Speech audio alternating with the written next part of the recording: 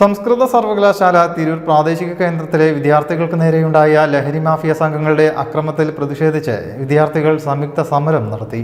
വിഷയത്തിൽ അടിയന്തര നടപടിയുണ്ടായില്ലെങ്കിൽ ക്യാമ്പസ് പ്രവർത്തനം നിശ്ചലമാക്കുമെന്ന് വിദ്യാർത്ഥികൾ പറഞ്ഞു. വിദ്യാർത്ഥികൾ സംയുക്തമായാണ് ഒടുവിൽ സമരത്തിന് ഇറങ്ങിയത്.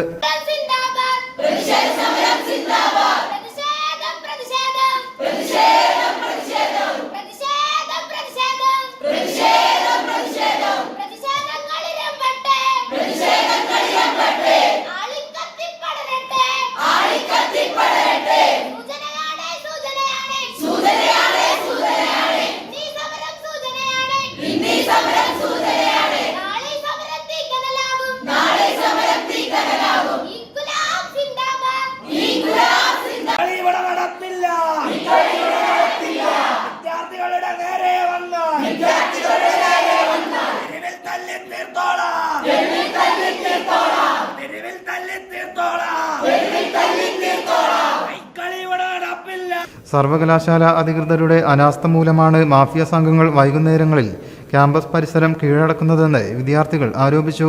ലക്ഷങ്ങൾ മുടക്കി റോഡ് നിർമ്മിച്ചപ്പോൾ ഒരു മതിൽ നിർമ്മിക്കാനോ ഗേറ്റ് നിർമ്മിക്കാനോ ക്യാമ്പസ് അധികൃതർ തയ്യാറായിട്ടില്ല. നിരവധി തവണ ആവശ്യം ഉന്നയിച്ചെങ്കിലും പരിഹാരം കാണാൻ അധികൃതർ മുന്നോട്ട് വന്നില്ലെന്ന് വിദ്യാർത്ഥികൾ പറഞ്ഞു. News bureau, Tirur.